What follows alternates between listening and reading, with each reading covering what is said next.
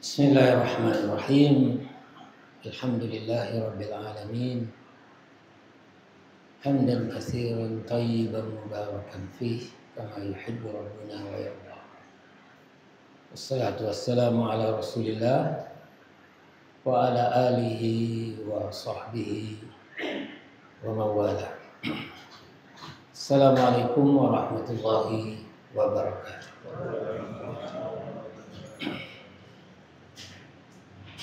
Alhamdulillah,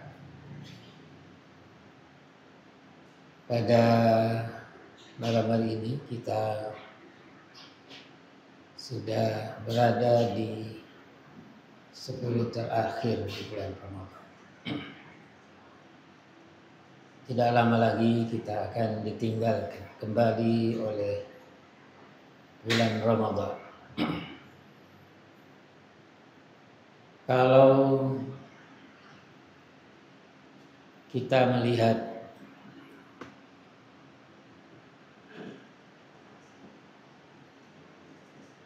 padi, bahwa padi semakin tua itu semakin berisi dan semakin tunduk. Kalau kita memandang dari berbagai perspektif, umpamanya memandang dari sisi ilmu, artinya orang semakin berisi ilmunya, semakin bertambah ilmunya, semakin tawadhu, rendah hati. Bisa juga hikmahnya kalau kita melihat orang semakin bertambah usianya, berarti semakin bertambah isinya, kesiapannya untuk menghadap kepada Allah Subhanahu wa Ta'ala. Maka dia semakin banyak ruku, semakin banyak sujud. Hal yang serupa itu keberadaan kita di bulan Ramadan. Seharusnya kita semakin bertambah hari di bulan Ramadan, semakin bersungguh-sungguh. Itulah hikmah yang bisa kita ambil. Kenapa Nabi dan para sahabatnya di bulan Ramadan itu justru semakin bertambah hari, semakin bersungguh-sungguh. Karena itu adalah sunnatullah. Orang kalau melawan daripada sunnatullah, maka dia akan binasa. Kaum muslimin dan muslimat yang berbahagia, apapun pekerjaan kita, profesi kita di dalam kehidupan dunia ini, itu hanya sarana, hanya wasilah, sarana untuk meraih kesuksesan yang sebenarnya. Sukses yang sebenarnya itu adalah nanti di akhirat. Masa depan yang sebenarnya adalah nanti di akhirat. Dunia ini tidak ada masa depan, hanya masa depan yang semu. Ada kisah orang mendidik anaknya di saat masih di bangku sekolah, sedemikian besar perhatiannya sampai-sampai mendatangkan guru bantu privat di rumah dalam berbagai bidang materi, sehingga anaknya sukses. Dan datanya dari SD, SMP, SMA, masuk perguruan tinggi tidak perlu lewat tes karena prestasinya. akhirnya memilih fakultas yang menjanjikan masa depan. Tanda tanya. Selama masa kuliah dia selalu berada di peringkat yang paling tinggi. Sehingga sebelum dia berakhir sudah ditawarkan oleh satu perusahaan yang sangat menggiurkan ya, dengan gaji yang tinggi.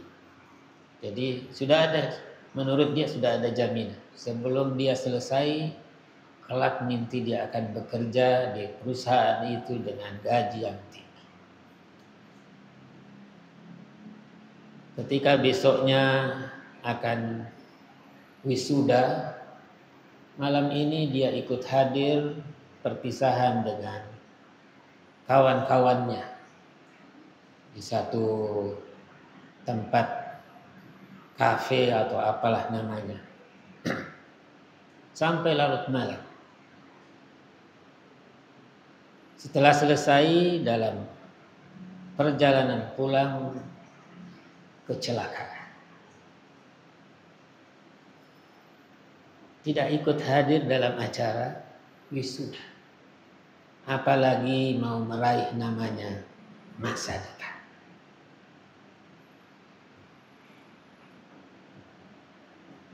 Ketika saya di Madinah ada kawan bercerita. Karena orang Saudi itu kalau musim panas itu sudah merencanakan jauh sebelumnya kemana dia akan bepergian. Uang banyak, kemana saja bisa. Waktu itu belum seperti sekarang ada HP tetapi tentu beberapa negara seperti di Eropa dan Amerika termasuk sudah merupakan negara yang sangat maju. Ingin melihat Amerika. 3 bersaudara. Yang tua sudah berkeluarga. Akhirnya pergi ke Amerika.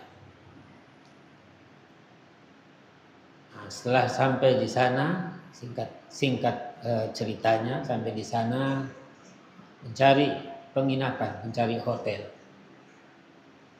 Di mana-mana hotel sudah penuh. Ya, karena umumnya orang-orang di Timur Tengah ya jalannya ke sana. Tidak ada halangan, uang banyak. Akhirnya menemukan hotel berbintang 5, tetapi ada satu kamar hanya yang kosong di tingkat 60.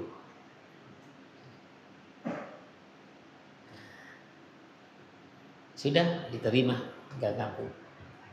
Tapi ada maklumat sebelumnya, penyampaian. Naik ke atas pakai lift. Tapi pada jam 00 liftnya sudah tidak berfungsi. Jadi kalau mau jalan-jalan, jangan sampai terlambat dari jam 00. Biasa orang di sana tidak mengenal namanya disiplin. Tidak mengenal waktu, apalagi bergelimang dengan harta. Keluar di sana, semua dilihat hal yang baru. Tidak ada di kampung, tidak ada di negara. Karena di Saudi pada saat itu serba terbatas. Tidak boleh ini, tidak boleh ini karena melanggar aturan. Tidak sesuai dengan aturan. Kalau di sana bebas. Tanpa dia rasa, ternyata dia sudah melewati jam 00. Dia pula harus menerima kenyataan bahwa kalau mau istirahat harus lewat tangga. Setiap tangga itu 20 anak tangga. Kalikan 60. 1.200 tangga. Jadi ketiga saudara ini bermusyawarah. Sudahlah, kita harus naik, tetapi supaya tidak lelah, kita bagi 1 sampai 20, yang paling kecil bercerita. Nanti 21 sampai 40 yang kakaknya. Nanti yang terakhir yang paling tua itu adalah dari 41 sampai 60. Dapatlah giliran yang masih muda. Ceritanya adalah cerita. Kalau di sana main bola, kalau di musim panas itu malamnya siang. Kalau siangnya malam. Dan berbagai cerita-ceritanya tentu menurut yang kedua dan yang ketiga ini sudah usang, itu sudah dialami. Tapi tidak lama kemudian dia sampai ke tangga yang kedua. Tangga 21 giliran ini. Lain lagi ceritanya, cerita tentang masalah di perguruan tinggi, hubungan dengan kawan-kawannya dan lain sebagainya. Banyak cerita. Tidak terasa sampai 40. Sekarang gilirannya 41. Yang dia ceritakan masalah keluarganya, permasalahan antara dirinya dengan istrinya, anaknya, dan beberapa hal kaitannya dengan usaha yang sedang dikembangkan. Tidak terasa. Kemudian akhirnya betul-betul sampai di tingkat 60. Setelah sampai di tingkat 60, istirahat sebentar. Istirahat. Tanya, mana kuncinya? Naik ke atas itu tidak dulu mengambil kuncinya sebelum dia naik ke atas. Ada yang mau turun? Begitulah kehidupan kita. Usia 1 sampai 20 penuh dengan permainan. 21 sampai 40 mungkin kita sibuk dengan satu sama lain. Ketika usia 41 masih kita sibuk dengan keluarga, sibuk dengan usaha. Sampai usia 60 tahun sudah mendekati kematian, tapi tidak ada kuncinya. Lupa kuncinya. Sedang kita akan menghadapi kematian. Hidup ini tidak bisa kita hitung sendiri karena rahasia di sisi Allah Subhanahu wa taala. Bagaimanapun kita harus memikirkan kunci. Setiap kita mau mengatakan bahwa sukses ada pintunya, pintu sukses, pintu bahagia. Kalau ada pintu, tentu ada kuncinya. Pintu keselamatan ada kuncinya. Kuncinya jelas adalah amal soleh. Orang yang selamat itu adalah orang yang beriman dan mengerjakan amal soleh. Amal soleh itu bukan sekedar namanya amal baik, tapi yang namanya amal soleh itu adalah amal yang diterima. Amal yang diterima syaratnya adalah diperintahkan oleh agama dan dicontohkan oleh Nabi. Itu syarat amal. Orang beriman tetapi tidak beramal, apa yang bisa dinilai? Sebagaimanapun orang umpamanya di luar Islam, dia beramal baik tetapi tidak beriman, tidak memenuhi syarat untuk bisa diterima amalnya. Jadi harus iman dan amal itu selalu bergandengan. Contohnya dalam surah Al-Asr disebutkan bahwa semua manusia dalam keadaan merugi. Siapa yang tidak merugi? Illal ladzina amanu wa amilus sholihat. Kecuali orang yang beriman dan mengerjakan amal soleh. Selalu bergandengan iman, amal soleh. Jadi amal soleh itu harus dengan dasar iman. Orang beriman harus dibuktikan dengan amal. Ada juga dalam satu riwayat begini. Rasulullah Shallallahu Alaihi Wasallam menyampaikan, Allah pernah bertanya kepada Malakul Maut. Malakul Maut itu malaikat maut. Ya. Malakul Maut itu banyak. Ya, itu nama dari malaikat yang bertugas. Ya. Jadi Malakul Maut itu tidak satu malaikat, banyak malaikat. Punya tugas ke sana kemari. Tetapi komandonya satu, Allah Subhanahu wa taala. Jadi ada Malakul Maut, satu Malakul Maut, tetapi dia punya pasukan, ya. Punya pasukan. Kalau Malakul Maut itu nanti begini. Jadi ketika terjadi tiupan sangkakala, semua makhluk mati. Di situ disebutkan illa man sya'allah. Kecuali yang dikehendaki oleh Allah, artinya tidak mati. Itu disebutkan pertama adalah malaikat Jibril, yang kedua adalah malaikat yang meniup sangkakala, yang ketiga adalah Malakul Maut. Kan masih ada dua temannya belum dicabut nyawanya. Jadi nanti setelah Israfil itu meniup, maka tugasnya Malakul Maut mencabut nyawanya malaikat Jibril, mencabut nyawanya malaikat Israfil. Dia terakhir disuruh mencabut dirinya sendiri. Dalam kaitannya dengan Malakul Maut ini,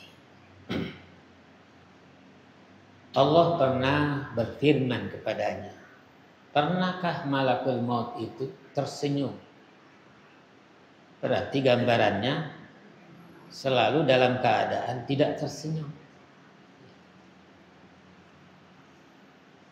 Maka dia menjawab, karena Nabi menerimanya dengan wahyu.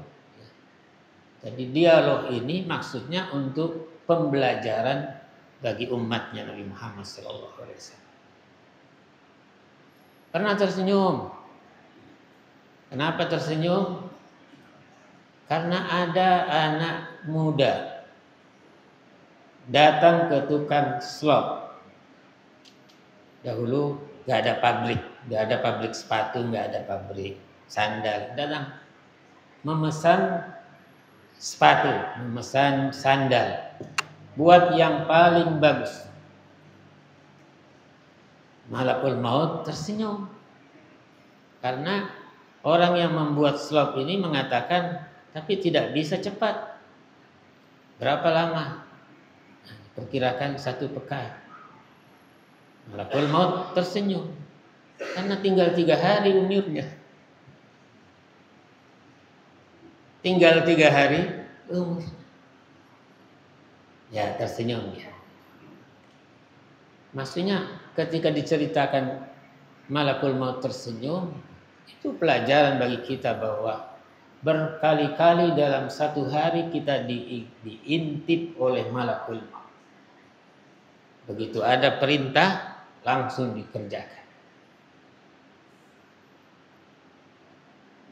Terus Malakul Maut bercerita juga, pernah sedih sekali.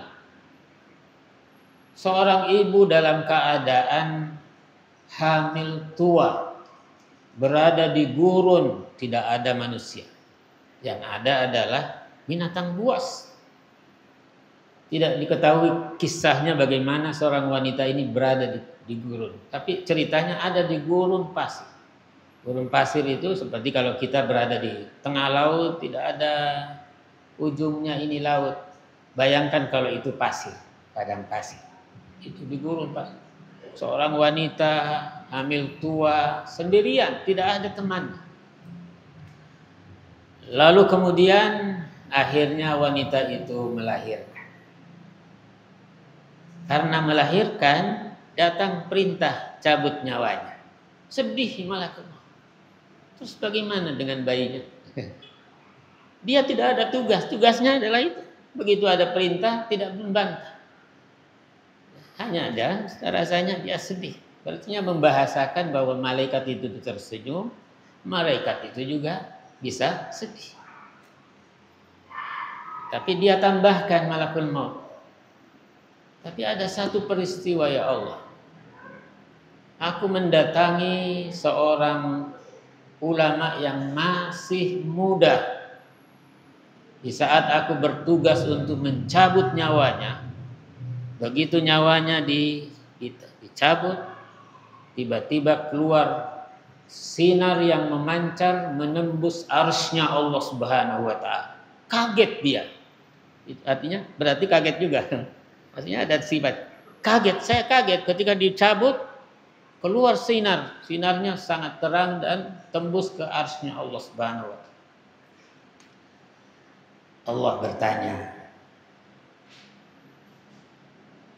tahukah kamu ulama yang muda itu yang kamu cabut nyawanya?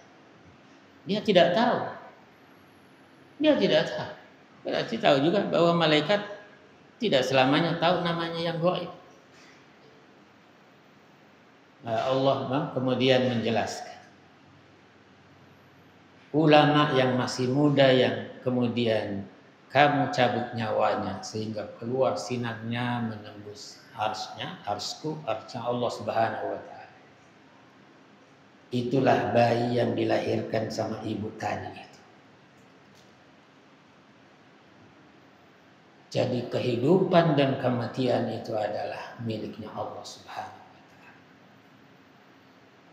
Maka oleh sebab itu Rasulullah sallallahu alaihi wasallam menggambarkan bahwa orang yang berakal bukan orang yang memiliki tingkat akademik S1, S2, S3, profesor dan lain sebagainya.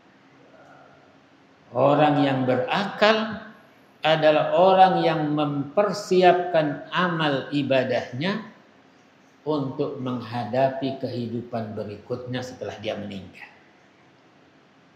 Al-kayyisu man dana nafsahu wa amila lima ba'dal maut.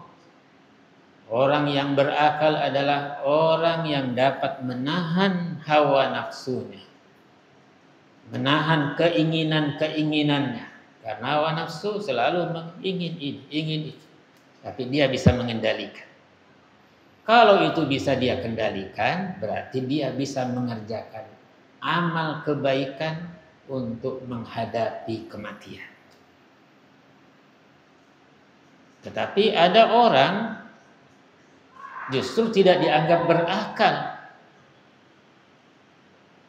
Dikatakan bahwa Nabi mengatakan bahwa sedangkan orang yang tidak berakal manittaba'a nafsahu hawa.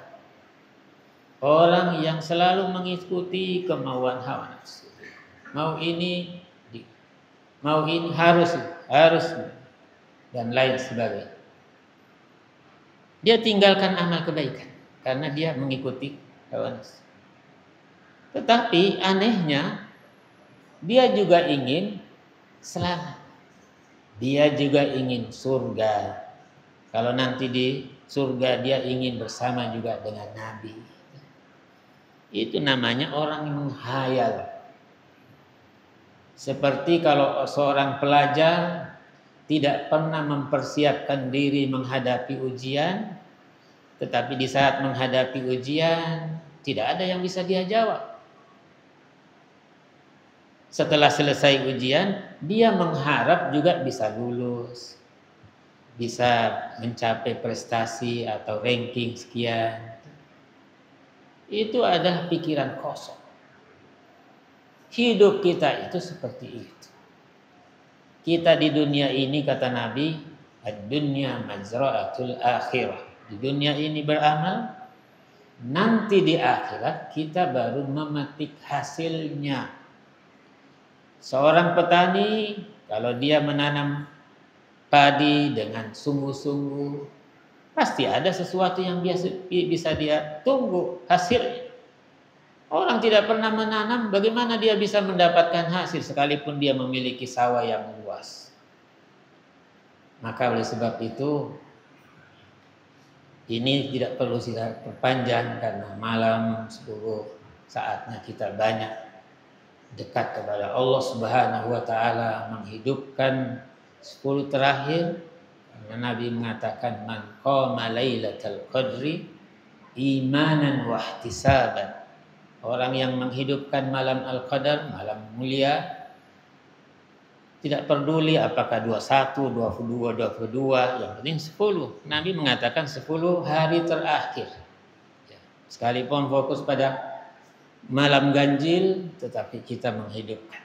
Karena itu disebutkan man qama lailatul qadr imanan wa ihtisaban, dengan dasar iman dan senantiasa mengharapkan dari Allah balasan yang baik. Ghufira lahu ma taqaddama min dzambi. Allah akan mengampuni dosa-dosanya yang telah lalu. Wassalamualaikum warahmatullahi wabarakatuh.